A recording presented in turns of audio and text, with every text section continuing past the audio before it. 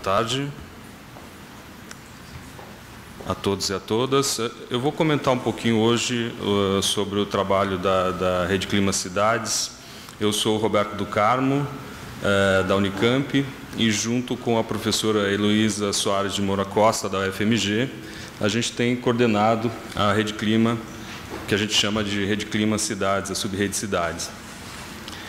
Ao longo dos 4 anos de existência da rede, ela foi composta em momentos diferentes pela participação de diversos colegas, de diversas universidades e centros de pesquisa diferentes, né, ao longo do tempo, ao longo desses 4 anos.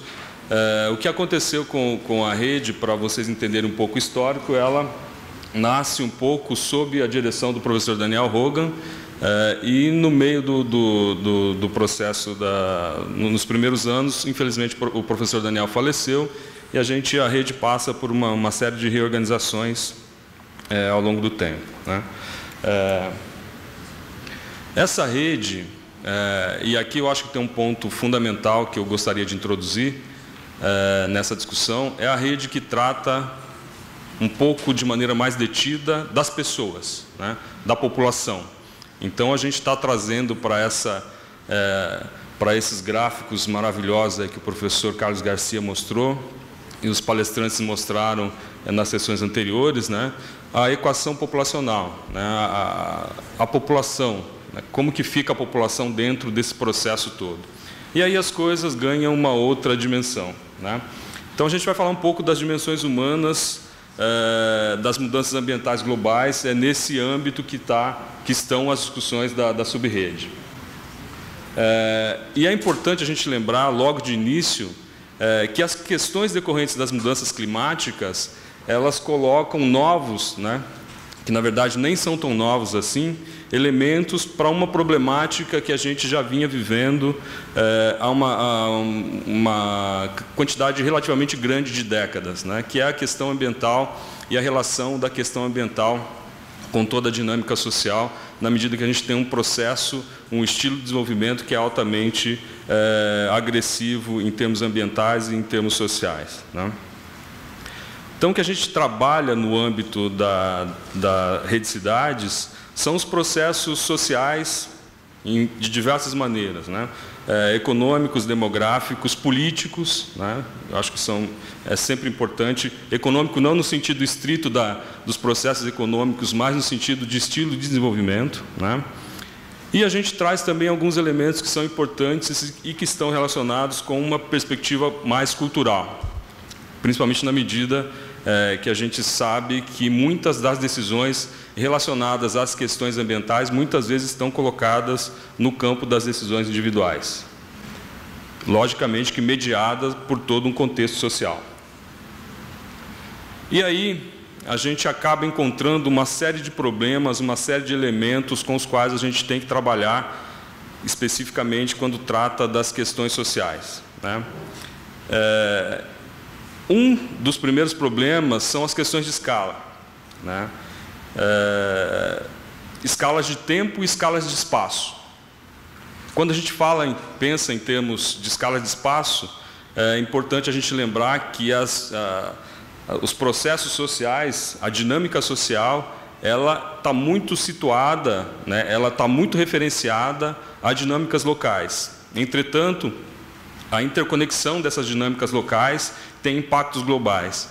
A grande dificuldade é fazer com que os atores, né, percebam e entendam o impacto dessas dinâmicas locais nos processos globais. Eu acho que isso é uma equação que a gente ainda não conseguiu resolver ao longo desses 30 anos que a gente tem trabalhado com essa discussão da relação população e ambiente. Um outro aspecto importante é a questão da escala temporal. E aí talvez esteja o principal problema da absorção, da compreensão da discussão das mudanças climáticas pela população como um todo, né? Principalmente considerando a questão das decisões políticas. Como eu vou tomar decisões políticas hoje, pensando em processos que vão impactar a sociedade nos próximos 30, 40 ou 50 anos, né? Na verdade, principalmente no caso brasileiro, a gente tem uma série de passivos, né, decorrentes do nosso processo de desenvolvimento que impactam de maneira decisiva a vida da população hoje. Então, como fazer para equacionar, para trazer para a análise uma perspectiva de futuro para daqui a 100 anos, né, as projeções do clima para 2100. Por que isso é importante para a gente, né? Então, essa é uma questão que a gente poderia resumir da seguinte maneira: como incorporar o resultado das projeções em uma perspectiva social, num tempo tão dilatado assim, pensando em termos da dinâmica social. Trazendo um pouco, então, do contexto urbano, por que é importante a questão da urbanização no Brasil e no mundo, né? Pensando em termos mundiais, a partir da segunda metade da década de 2000, o que a gente percebe, né, da primeira década do ano 2000, o que a gente percebe um movimento no sentido de concentração da população em nível mundial nas áreas urbanas. Só que em termos do Brasil, já desde a década de 1960, mais de 50% da população brasileira já vivia nas áreas urbanas. Tá? Só dando um painel, relembrando, né, o painel da urbanização recente no Brasil.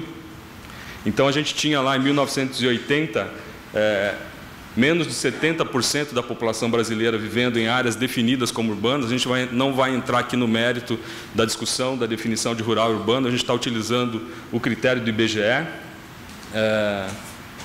Então, a gente tinha menos de 70% da população vivendo em áreas urbanas no Brasil. Em 2010, passa para mais de 84% da população vivendo em áreas urbanas em todo o país.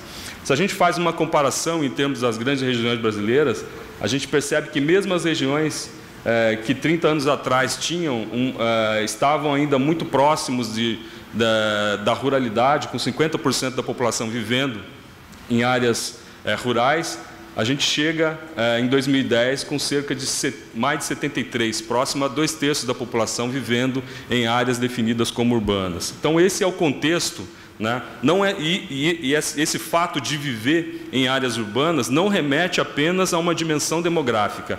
E esse é um ponto que eu vou chamar a atenção mais para frente. Para a gente pensar apenas em termos demográficos, em termos numéricos, eu gostaria de chamar a atenção para alguns aspectos. E o primeiro é a questão da evolução da população residindo em áreas urbanas, como ela evoluiu ao longo aí dos 60 anos, né, da segunda metade do século XX até 2010. Então, a gente percebe que existia em 1950 18 milhões de pessoas vivendo em áreas definidas como urbanas, e esse número chega em 2010 a 160 milhões de pessoas, ou seja, nesse período 50 a 2010, a população residindo em áreas urbanas aumentou em 142 milhões de pessoas, né? Só para a gente tomar cuidado, né? A gente está falando em termos numéricos, então, para a gente não pensar que a gente está vivendo uma explosão demográfica ainda hoje e que é um crescimento sem controle. Na verdade, eu queria trazer esse outro gráfico. O Carlos Garcia já deve estar cansado de ver esse gráfico. De novo esse gráfico. Mas eu acho que é um gráfico importante, porque mostra um pouco a evolução dos componentes da dinâmica demográfica no Brasil, né? Então, a gente tem a natalidade, a mortalidade, lá por volta da virada do século XX, né? E a evolução da natalidade, da mortalidade ao longo do tempo, mostrando aí uma tendência de queda, primeiro da mortalidade, lá por volta da década de 40, e depois da natalidade lá por volta dos anos 60 e 70. Então, quando a gente tem uma natalidade ainda alta e a mortalidade caindo rapidamente, a gente verifica um crescimento populacional bastante acentuado aí entre os anos 60 e 70, principalmente. E esse momento aqui é um momento onde a taxa de crescimento, a linha verde é a taxa de crescimento, né? Esse é o momento em que o Brasil recebe um afluxo muito grande de imigrantes internacionais, então a gente tem esse crescimento muito acentuado. Mas aqui não, aqui é basicamente o balanço entre as taxas de natalidade e mortalidade. E essas taxas de natalidade e mortalidade projetando, né, para um decréscimo bastante acentuado aí ao longo do tempo. principalmente porque a mortalidade diminui de maneira significativa por conta das condições gerais de melhoria na saúde e de infraestrutura de saneamento, por exemplo, que tem um impacto grande em termos da queda da mortalidade infantil, principalmente, e em função da queda da fecundidade, ou seja, o número médio de filhos por mulher está diminuindo de maneira muito acentuada e o Brasil já está hoje com os níveis abaixo do nível de reposição. O nível de reposição seria uma taxa de 2,1 filho por mulher e o Brasil hoje já está em 1,8, 1,9 aproximadamente.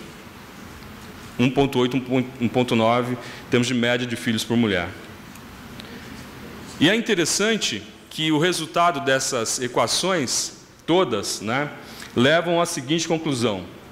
E essa é uma publicação que foi divulgada pelo IBGE há 2 semanas atrás, e são as projeções oficiais do IBGE, dizendo o seguinte: a população brasileira deve chegar ao máximo de 228 milhões de pessoas no ano de 2042.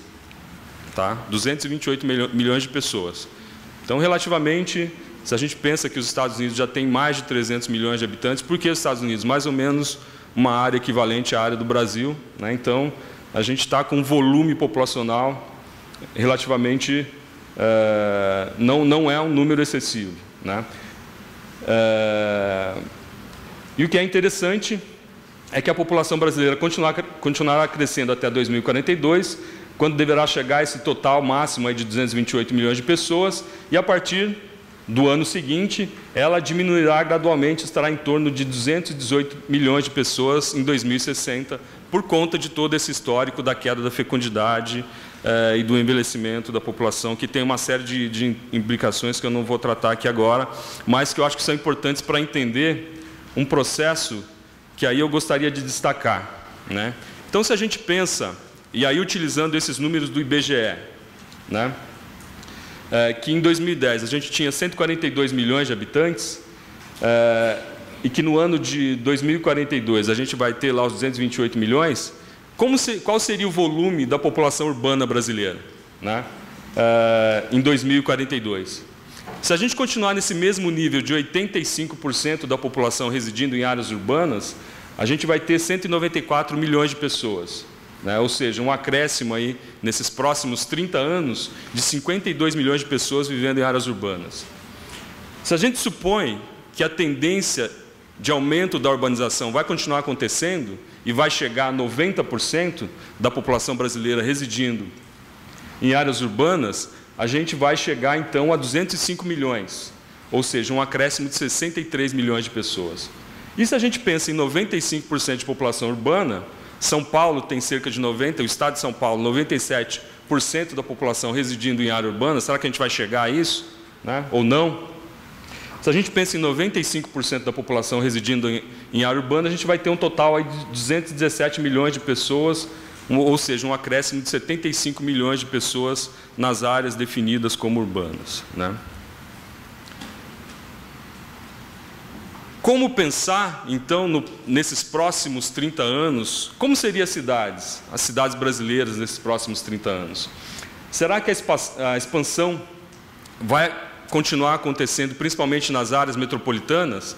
E aí a gente desenvolveu alguns trabalhos, focalizando especificamente as megacidades, e aí foram trabalhos desenvolvidos até 2011, 2012, da Andréa Young e Carlos Nobre. Já tem os resultados desse trabalho mostrando alguns dos elementos que estão envolvidos aí em termos de aumento das áreas vulneráveis, aumento das populações vulneráveis em megacidades como São Paulo e Rio de Janeiro. Será que a expansão vai acontecer nas cidades médias e pequenas? Que é também uma tendência recente, o crescimento significativo das cidades médias e pequenas no país.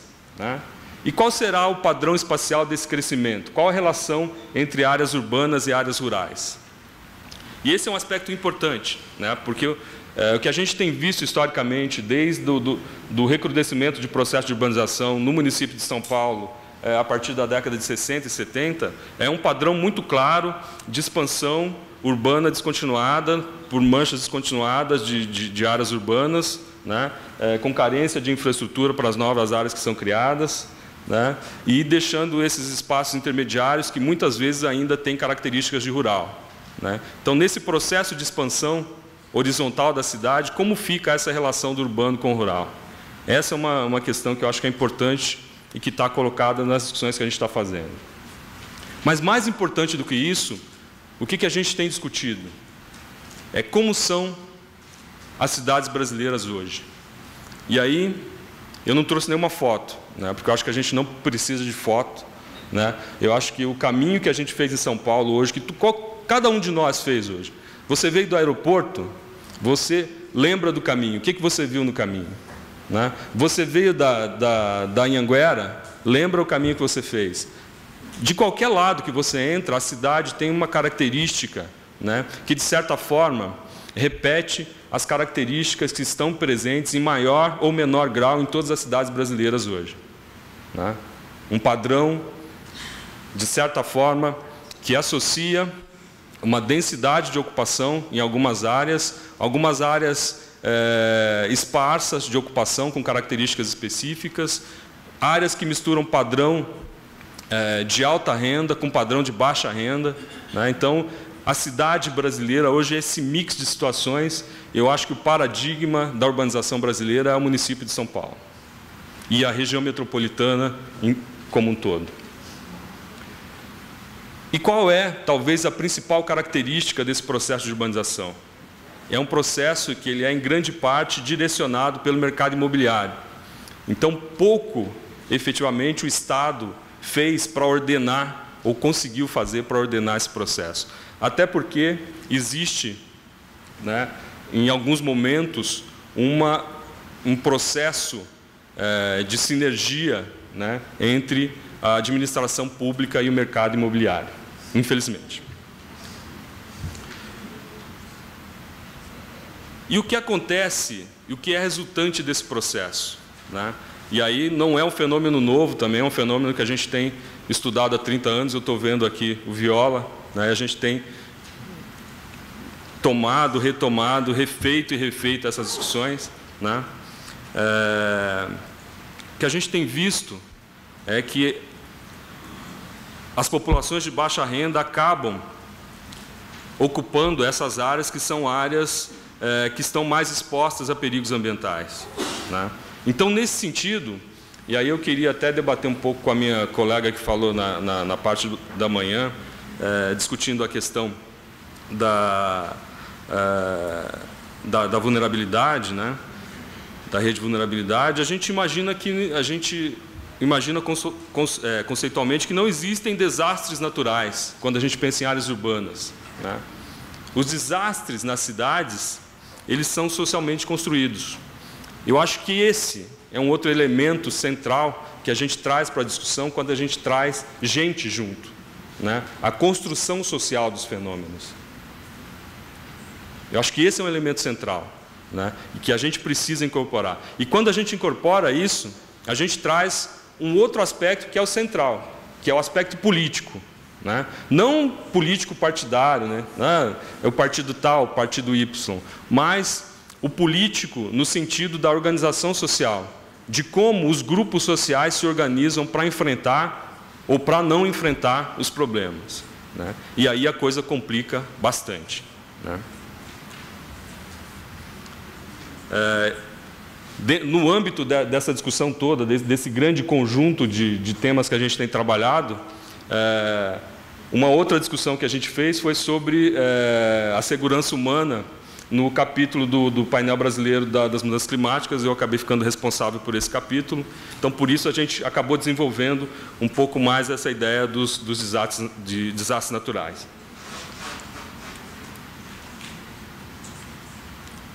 Não que eu esteja dizendo, né, que a gente esteja trabalhando a ideia de que não aconteceram avanços significativos em termos de melhoria da infraestrutura, né? Isso não tem como negar.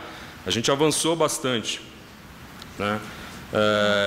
Apesar da gente não ter atingido a população das cidades como um todo, né? Então, a gente tem sempre ali 95% de cobertura de serviço de água, 80% de cobertura de serviço de rede de esgoto, variando de região para região, de cidade para cidade, né? Mas, infelizmente, isso não se reflete, por exemplo, quando a gente pensa em termos ambientais mais amplos. Então, por exemplo, a gente capta e trata a água, a gente coleta esgoto, mas a gente joga o esgoto do jeito que ele é coletado no rio. Então, mesmo em algumas das regiões mais desenvolvidas do Brasil, a gente não chega a 50%, 60% de tratamento de esgoto, né, por exemplo. E isso tem implicações sérias em termos da qualidade da água. Então, por isso que eu estou dizendo que um dos aspectos importantes e paradigmáticos de como funciona a cidade e dos impactos que tem a cidade em termos ambientais é o processo, né, é a questão hídrica, né? Obrigado.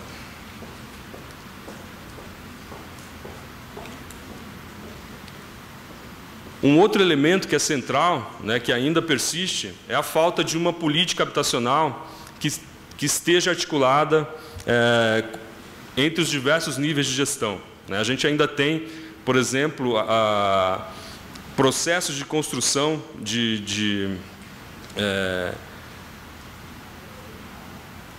construção popular que não leva, por exemplo, em consideração as situações de risco ambiental na qual são implementadas essas construções, né? E alguns questionamentos que a gente traz, por exemplo, será que a construção de novas habitações em áreas dispersas é o melhor caminho, né? Só para dar um exemplo, algum tempo atrás, há 10 anos atrás, a gente fez um levantamento em São José dos Campos, e nesse levantamento a gente... um dos objetivos era discutir o déficit habitacional do município.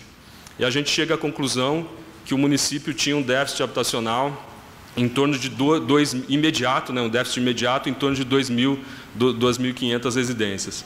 Mas quando a gente foi observar um outro dado, um dado que já existia do IBGE, mostrava que existia no município cerca de 20.000 domicílios vagos, né? Ou seja, o que a gente precisa começar a pensar em termos de política pública? Será que é construir novas casas em áreas cada vez mais afastadas, ou é ocupar essa área da cidade que já está, de alguma maneira, inserida, que já existe, que está no mercado para ser, de alguma forma, consumida, né? Então, tudo isso a gente está dizendo que se mantém na atual estrutura da cidade a lógica do capital imobiliário. Questões fundamentais como transporte e infraestrutura são tratados de maneira setorial. Então, um dos grandes problemas que a gente vive hoje, por exemplo, nas cidades, é exatamente a dificuldade com o transporte, que acabou levando que talvez tenha sido o fator detonador dos movimentos aí de julho desse ano, né? Um outro aspecto que é central nessa discussão sobre cidades tem a ver especificamente com a urbanização, né? E aí é uma coisa que a gente que até eu estava conversando com o Paulo um pouco antes, né? O padrão de consumo da sociedade atual, ele é determinado pelo estilo de vida urbano, né? Então, o consumo de bens básicos como água e como alimentos possui uma relação direta com a questão ambiental e tem seus usos definidos pelo padrão de consumo urbano.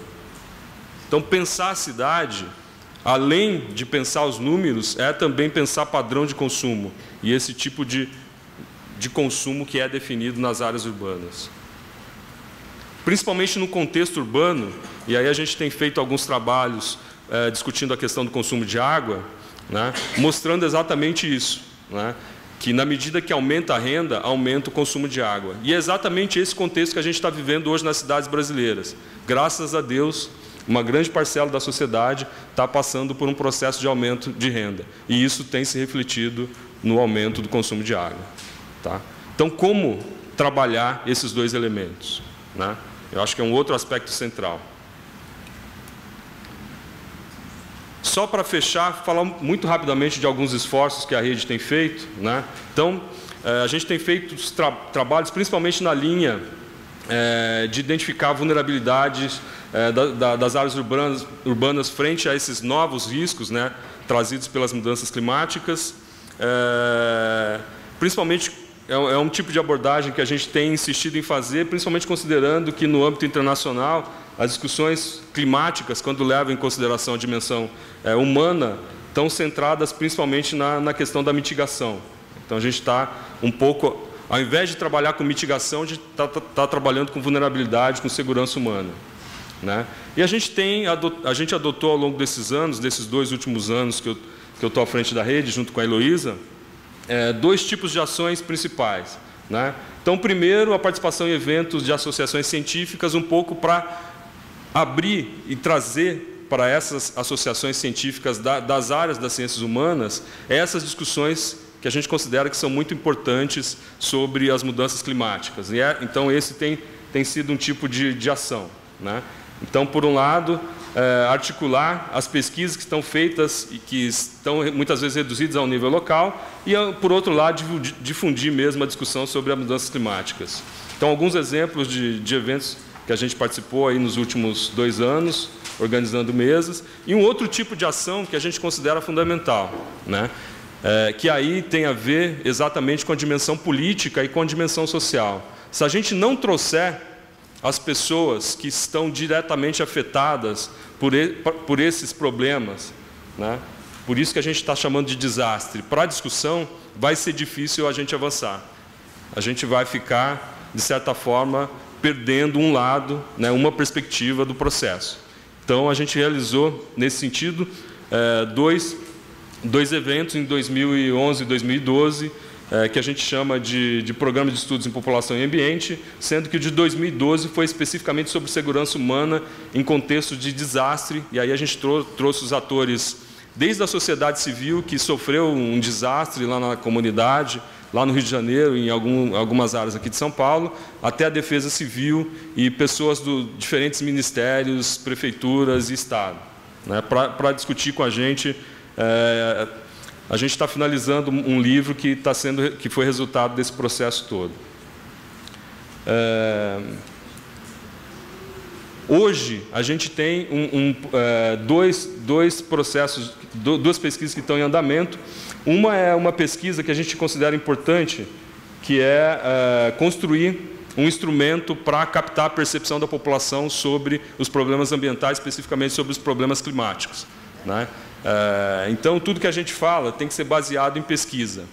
E o questionário em papel, ele é muito trabalhoso, porque você faz o questionário, depois você tem que digitar o questionário até montar a base de dados, né? Então, o Ismael, que está por aqui hoje, que apresentou ontem um pôster, está desenvolvendo todo esse trabalho de construção de uma ferramenta que está facilitando muito esse trabalho de captação do dado. E, por outro lado, a gente tem trabalhado numa análise dos dados que foi apresentado pela colega de manhã sobre vulnerabilidade, que é uma análise do banco de dados de registro de desastres, tá? E aí eu considero que essa análise é fundamental, porque é muito bacana a gente fazer todo o investimento e criar a base de dados, mas se a base de dados ficar lá e ninguém trabalhar, não vai fazer nenhum sentido, né? Então, acho que é importante esse trabalho da gente ir lá e olhar, fazer uma análise mais específica sobre o que esses dados estão dizendo, estão mostrando para a gente. Então, é isso que eu queria trazer para vocês. Obrigado.